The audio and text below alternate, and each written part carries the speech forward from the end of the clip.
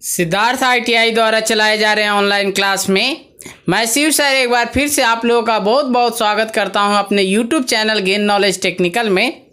आज मैं फिर आप लोगों के लिए लेकर के आया हूं शॉर्ट क्वेश्चंस एंड आंसर, जो बहुत ही इम्पोर्टेंट क्वेश्चन है और जो आगामी होने वाली अखिल भारतीय प्रशिक्षु परीक्षा में पूछे जा सकते हैं। हमें ऐसे ही प्रश्नों का अभ्यास करने होंगे, निरंतर इस अभ्यास को जारी रखना होगा। इसी कड़ी को आगे बढ़ाते हुए आज मैं शुरू करता हूं और आते हैं अपने टॉपिक पे। इससे पहले कि आप लोगों से आग्रह है कि अगर अभी तक आप लोगों ने हमारे YouTube चैनल को सब्सक्राइब नहीं किया है तो जल्द से जल्द सब्सक्राइब करें और बेल आइकन को प्रेस करें और ज़्यादा से ज़्यादा शेयर करें। चलिए अपने टॉपिक पे आते हैं और शुरू करते हैं। देखते हैं पहला प्रश्न क्या कहता है। पहला प्रश्न आपके स्क्रीन पर इस प्रकार से है। पहला प्रश्न है कि सिलेंडर वाल्व की क्रैकिंग से क्या अभिप्राय है। अर्थात सिलेंडर वाल्व की क्रैकिंग से क्या समझते हैं, इसका क्या सही आंसर होगा। तो देखिए इसका आंसर है कि रेगुलेटर को कनेक्ट करने से पहले सिलेंडर वाल्व सॉकेट को ब्लो आउट करना ताकि मिट्टी आदि निकल जाए।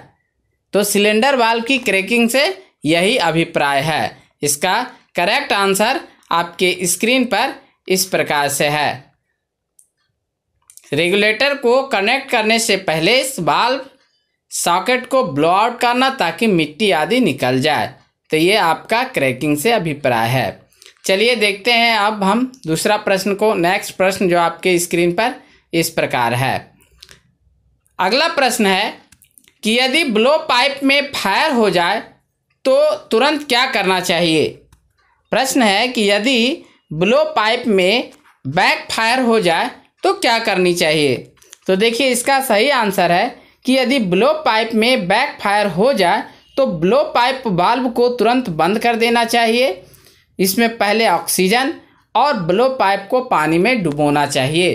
तो इसका सही आंसर आपके स्क्रीन पर इस प्रकार से है। ब्लो पाइप वाल्व को तुरंत बंद करें और पहले ऑक्सीजन को, उसके बाद ब्लो पाइप को पानी में डुबोएं। चलिए देखते हैं अगला प्रश्न क्या कहता है। अगला प्रश्न आपके स्क्रीन पर इस प्रकार है। अगला प्रश्न है कि जब ब्लो पाइप के फ्लेम को बुझाया जाता है तो पहले किस वाल्व को बंद करना चाहिए, ऑक्सीजन या एसिटिलीन। इसका क्या सही आंसर होगा। तो देखिए सबसे पहले हमें एसिटिलीन वाल्व को बंद कर देनी चाहिए, क्योंकि एसिटिलीन वाल्व से ही जो है एसिटिलीन गैस जो होती है यही हमारा फ्लेमेबल गैस है, जो गैस जलती है। तो इसका करेक्ट आंसर आपके स्क्रीन पर है एसिटिलीन। चलिए आगे बढ़ते हैं, देखते हैं अगला प्रश्न क्या कहता है। अगला प्रश्न आपके स्क्रीन पर इस प्रकार है। Oxy acetylene cutting blow pipe के बीच दो आवश्यक अंतर होते हैं, ये कौन से हैं। प्रश्न को फिर से दोहरा लेते हैं कि oxy acetylene cutting blow pipe के बीच दो आवश्यक अंतर होते हैं, ये कौन से हैं। तो इसका सही आंसर क्या होगा। तो इसके आंसर है, पहला अंतर है कि कटिंग ब्लो पाइप में कटिंग ऑक्सीजन के लिए अतिरिक्त लीवर होता है। उसके बाद कटिंग टिप के सेंटर में एक होल होता है जिसके चारों ओर 5 होल बने होते हैं। तो इसका सही आंसर आपके स्क्रीन पर इस प्रकार है। चलिए आगे बढ़ते हैं, देखते हैं अगला प्रश्न क्या कहता है। अगला प्रश्न आपके स्क्रीन पर इस प्रकार है। प्रयोग करते समय एसिटिलीन सिलेंडर को अपराइट पोजीशन में रखना आवश्यक होता है, इसके 3 कारण बताइए। अर्थात वह 3 कारण कौन सा है कि हमें एसिटिलीन सिलेंडर को प्रयोग करते समय उसे अपराइट पोजीशन में रखना होता है।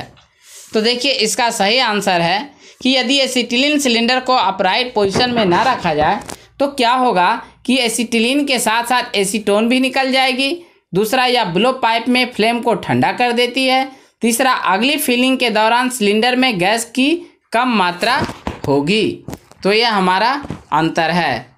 आपके स्क्रीन पर आंसर इस प्रकार है। यदि एसिटिलीन सिलेंडर को अपराइट पोजीशन में ना रखा जाए तो क्या होगी, एसिटिलीन के साथ साथ एसीटोन भी निकल जाएगी। दूसरा यह है कि ब्लो पाइप में फ्लेम को ठंडा कर देती है। तीसरा, अगली फिलिंग के दौरान सिलेंडर में गैस की कम मात्रा होगी। चलिए आगे बढ़ते हैं, देखते हैं अगला प्रश्न क्या कहता है। अगला प्रश्न है कि कभी कभी सिलेंडर वाल्व को एक क्षण के लिए खोला जाता है और बंद कर दिया जाता है, इसे क्या कहते हैं और ऐसा क्यों किया जाता है। तो इसके सही आंसर क्या है? तो देखिए इसके सही आंसर है कि इसे स्निफ्टिंग कहते हैं। सिलेंडर वाल्व में धूल या किसी रुकावट को दूर करने के लिए ऐसा किया जाता है। चलिए आगे बढ़ते हैं, देखते हैं अगला प्रश्न क्या कहता है। अगला प्रश्न आपके स्क्रीन पर इस प्रकार है, फिलर रॉड का चयन करते समय किन किन बातों का ध्यान रखना चाहिए? बहुत ही इंपॉर्टेंट क्वेश्चन है और ऐसे प्रश्न पूछे जाते हैं। तो देखिए फिलर रॉड का चयन करते समय हमें निम्नलिखित बातों का ध्यान रखना चाहिए। पहला, वेल्ड की जाने वाली धातु का प्रकार, अर्थात जिस मेटल का हमको वेल्ड करना है वो कौन सा मेटल है। दूसरा, धातु की थिकनेस, जो हमारा मेटल है उसकी थिकनेस क्या है। तीसरा, जॉइंट की नेचर, प्रकृति, किस प्रकार का जॉइंट बनाना है। चौथा, प्रयोग की जाने वाली वेल्डिंग की तकनीक, अर्थात जो हम वेल्डिंग करेंगे वो किस टेक्निक पे करेंगे। तो इसका सही आंसर आपके स्क्रीन पर इस प्रकार से है। तो आज के लिए इतना ही। आगे मैं फिर आप लोगों के लिए जो इम्पोर्टेंट क्वेश्चन होंगे उसको लेकर के आऊँगा। आज के लिए इतना ही। बहुत बहुत धन्यवाद।